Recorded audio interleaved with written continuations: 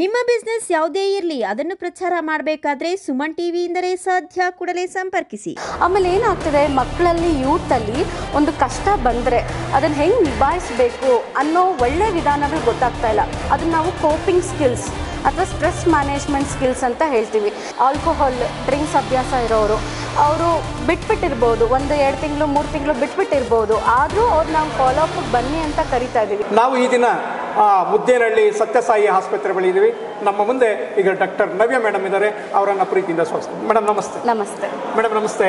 ಇವತ್ತು ನಮ್ಮ ಸಮಾಜದಲ್ಲಿ ಬಹಳ ವಿಶೇಷವಾಗಿ ಮಾನಸಿಕ ಸಮಸ್ಯೆಗಳು, ಒತ್ತಡಗಳು ಹೆಚ್ಚಾಗ್ತವೆ. ಹೌದು, ವಿಶೇಷವಾಗಿ ಅದರಲ್ಲೂ ನಾವು ನವ ಯುವಕರಲ್ಲಿ ಹೆಚ್ಚಿಗೆ ಡಿಪ್ರೆಸ್ಬಿಟ್ಟು ಹೋಗ್ತಾ ಇದ್ದೀವಿ. ಹೌದು. ಅದ್ರ ಬಗ್ಗೆ ತಾವು ಏನು ಹೇಳಕ್ಕೆ ಇಷ್ಟಪಡ್ತೀವಿ? ಈಗ ದೈಹಿಕ ಆರೋಗ್ಯ ಜೊತೆ ಮಾನಸಿಕ ಆರೋಗ್ಯ ಕೂಡ ತುಂಬಾ ಮುಖ್ಯ. ಈಗ ನಾವು ನೋಡ್ತಾ ಇರೋ ನಮ್ಮ ಲೈಫ್ ಸ್ಟೈಲಲ್ಲಿ ತುಂಬ ಸ್ಟ್ರೆಸ್ ಇದೆ, ನಮಗೆ ತುಂಬ ಲೇಸಿನೆಸ್ ಇರ್ಬೋದು, ಫಿಸಿಕಲ್ ಆ್ಯಕ್ಟಿವಿಟಿ ಏನೂ ಮಾಡ್ತಿಲ್ಲ, ತುಂಬ ಪ್ರಾಬ್ಲಮ್ಸ್ಗೆ ಒಳಗಾಗ್ತಿದ್ದೀವಿ, ಸೊಸೈಟಿಯಲ್ಲಿ ತುಂಬ ಪ್ರೆಷರ್ಸ್ ಇದೆ. ಸೊ ಈ ಥರ ಪ್ರಾಬ್ಲಮ್ಸಿಂದ ಏನಾಗ್ತಿದೆ, ತುಂಬ ಜನ ಮಾನಸಿಕ ಅಸ್ವಸ್ಥಕ್ಕೆ ಒಳಗಾಗ್ತಿದ್ದಾರೆ. ಅದು ಡಿಪ್ರೆಷನ್ ಇರಬಹುದು, ಆಂಗ್ಸೈಟಿ ಇರಬಹುದು, ತುಂಬ ಜನ ಡ್ರಗ್ಸ್, ಆಲ್ಕೋಹಾಲ್ ಇರ್ಬೋದು, ತಂಬಾಕು ಇರ್ಬೋದು, ಆ ಥರ ಮಾದಕ ವಸ್ತುಗಳಿಗೆ ತುಂಬ ಒಳಗಾಗ್ತಾ ಇದ್ದಾರೆ.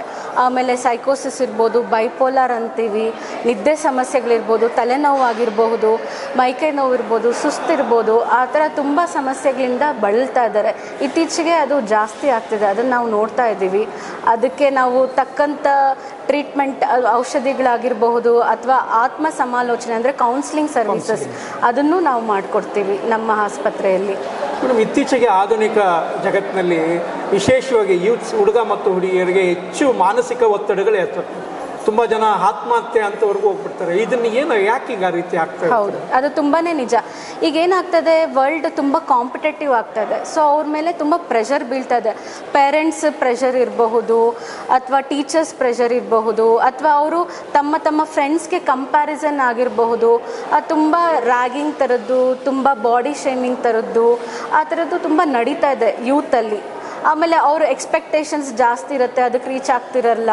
ಅದೆಲ್ಲ ಅವ್ರಿಗೆ ಒಂಥರ ಪ್ರೆಷರ್ ಅನಿಸುತ್ತೆ. ಆ ಪ್ರೆಷರಿಂದಾಗಿ ಅವರು ಖಿನ್ನತೆ ಅಂತ, ಡಿಪ್ರೆಷನ್ ಇರ್ಬೋದು, ಅಥವಾ ಗಾಬರಿ ಸಮಸ್ಯೆಗಳಿರಬಹುದು, ಅಥವಾ ಈ ಕೆಟ್ಟ ಚಟಗಳಿಗೆ ಒಳಗಾಗೋದಿರಬಹುದು, ಅದೆಲ್ಲ ನಡೀತಾ ಇದೆ ಯೂತಲ್ಲಿ. ಮೇಡಮ್, ಈಗ ವಿಶೇಷವಾಗಿ ಈ ಮಕ್ಕಳ ಒಂದು ಪರೀಕ್ಷೆ ಭಯ ಅನ್ನುವಂಥದ್ದು, ವಿಶೇಷವಾಗಿ ಎಲ್ಲ ಪೇರೆಂಟ್ಸ್ ಏನಂದ್ರೆ ನನ್ನ ಮಗುಗೆ ಎಕ್ಸಾಮ್ ಟೈಮಲ್ಲಿ ಬರ್ತಾ ಹೋಗುತ್ತೆ, ಜ್ಞಾಪಕ ಶಕ್ತಿ ಕಡಿಮೆ ಆಗುತ್ತೆ ಅಂತ, ಅದಕ್ಕೂ ನಿಮ್ಮ ಮಾನಸಿಕ ಇದಕ್ಕೆ ಏನಾದರೂ ಸಂಬಂಧ ಇದೆಯಾ?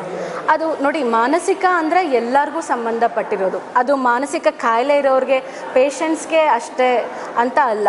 ಮಾನಸಿಕ ಅನ್ನೋದು ಎಲ್ಲರಿಗೂ. ಇವಾಗ ನಮಗೆ ದೈಹಿಕ ಆರೋಗ್ಯ ಹೆಂಗೆ, ಮಾನಸಿಕ ಆರೋಗ್ಯ ಕೂಡ ಒಂದು ಭಾಗನೇ.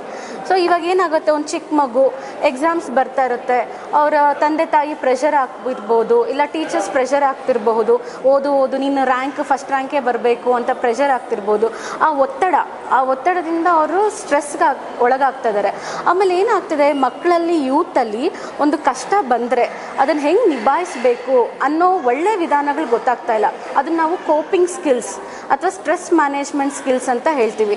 ಎಲ್ಲರೂ ಏನಾಗುತ್ತೆ, ಕೆಟ್ಟ ದಾರಿ, ಬ್ಯಾಡ್ ಕೋಪಿಂಗ್ ಸ್ಕಿಲ್ಸ್ಗೆ ಹೋಗ್ತಾರೆ, ಆದರೆ ಗುಡ್ ಕೋಪಿಂಗ್ ಸ್ಕಿಲ್ಸ್ಗೆ ಹೋಗ್ತಾ ಇಲ್ಲ.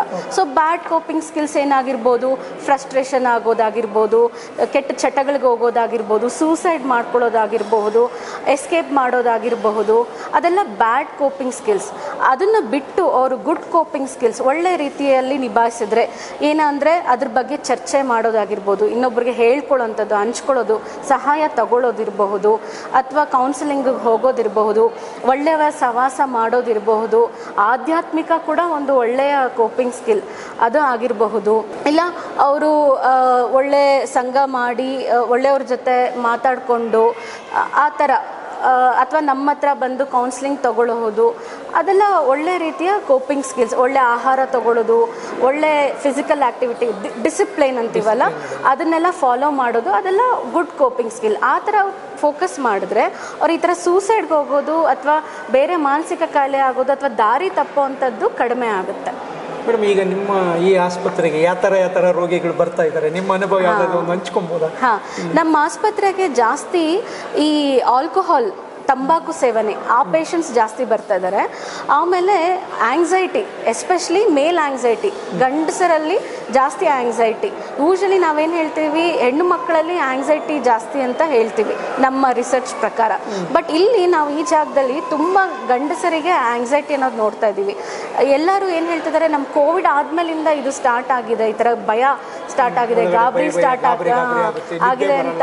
ಆ ಥರ ಗಂಡು ಮಕ್ಕಳು ಜಾಸ್ತಿ ಬರ್ತಾ ಇದ್ದಾರೆ ನಮ್ಮ ಹತ್ರ, ಅದು ಜಾಸ್ತಿ ಇದೆ.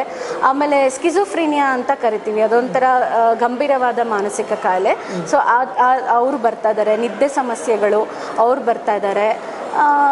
ಇವು ನಮ್ಮಲ್ಲಿ ಜಾಸ್ತಿ ಬರುವಂಥದ್ದು. ಅಂದರೆ ವಿಶೇಷವಾಗಿ ಈ ಒಂದು ನಿಮ್ಮ ಸಂಸ್ಥೆಯಲ್ಲಿ ಉಚಿತವಾಗಿ ಎಲ್ಲ ತಪಾಸಣೆಗಳನ್ನು ಮಾಡಿ ಮನುಷ್ಯನ ಒಂದು ಮಾನಸಿಕ ಸ್ಥಿರತೆಯನ್ನು ಕೊಟ್ಟು ಇಲ್ಲಿಂದ ಕಳಿಸ್ತಾ ಇದ್ದೀವಿ. ಹೌದು ಹೌದು. ಇಲ್ಲಿಂದ ವಾಸಿಯಾದಂತ ಹೋದಂತ ನಂತರ ನೀವೇನಾದ್ರು ಫಾಲೋ ಅಪ್ನೆಸ್ ಏನಾದ್ರು ಇದೆ? ಖಂಡಿತವಾಗಿ ಮಾಡ್ತಾ ಇದೀವಿ. ಅವ್ರಿಗೆ ನಾವು ಹೇಳ್ತೀವಿ, ಅವ್ರು ಚೆನ್ನಾಗಾದ್ರೂ ಸಹ ಫಾಲೋ ಅಪ್ ಬರಬೇಕು. ಅವ್ರು ಟ್ರೀಟ್ಮೆಂಟ್ ತಗೊಳ್ತಿದಾರೋ ಬಿಡ್ತಿದಾರೋ. ಫಾರ್ ಎಕ್ಸಾಂಪಲ್, ಈಗ ಆಲ್ಕೋಹಾಲ್ ಡ್ರಿಂಕ್ಸ್ ಅಭ್ಯಾಸ ಇರೋರು ಅವರು ಬಿಟ್ಬಿಟ್ಟಿರ್ಬೋದು, 1-2 ತಿಂಗಳು 3 ತಿಂಗಳು ಬಿಟ್ಬಿಟ್ಟಿರ್ಬೋದು. ಆದರೂ ಅವ್ರು ನಾವು ಫಾಲೋ ಅಪ್ ಬನ್ನಿ ಅಂತ ಕರಿತಾ ಇದ್ದೀವಿ. ಯಾಕೆ ಅಂದರೆ ಒಂದ್ಸಲ ಬಿಟ್ಟ ಮೇಲೆ ಮತ್ತೆ ಅವ್ರಿಗೆ ಯಾವುದೋ ಮೂಮೆಂಟಲ್ಲಿ ಮತ್ತೆ ತಗೋಬೇಕು ಅಂತ ಅನಿಸುತ್ತೆ. ಅದಕ್ಕೆ ನಾವೇನು ಹೇಳ್ತೀವಿ, ನೀವು ಫಾಲೋ ಅಪ್ ಬನ್ನಿ, ಟ್ರೀಟ್ಮೆಂಟ್ ಕಂಟಿನ್ಯೂ ಮಾಡಿ, ಕೌನ್ಸಿಲಿಂಗ್ ಕಂಟಿನ್ಯೂ ಮಾಡಿ ಅಂತ ಹೇಳ್ತಾ ಇದ್ದೀವಿ.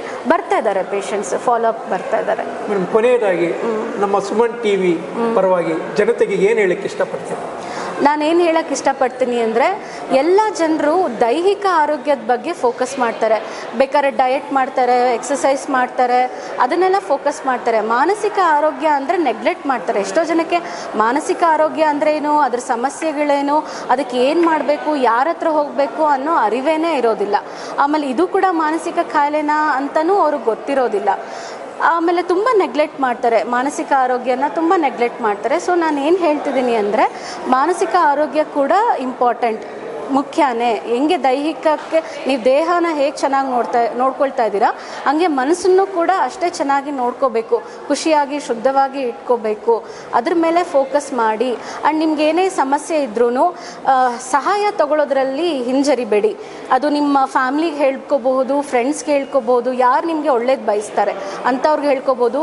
ನಮ್ಮಂಥ ಮಾನಸಿಕ ಡಾಕ್ಟರ್ಸ್ ಅಥವಾ ಕೌನ್ಸಿಲರ್ಸ್, ಸೈಕಾಲಜಿಸ್ಟ್ ನಮ್ಮ ಹತ್ರ ಬಂದು ನಿಮ್ಮ ಕಷ್ಟಗಳನ್ನ ಹೇಳ್ಕೊಳ್ಳಿ. ನೀವು ಸಹಾಯ ತಗೊಳ್ಳೋದ್ರಲ್ಲಿ ತಪ್ಪೇನಿಲ್ಲ, ಸಹಾಯ ತಗೋಬೇಕು.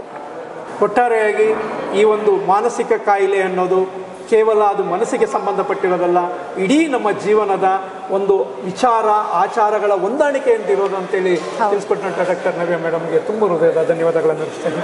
Thank you.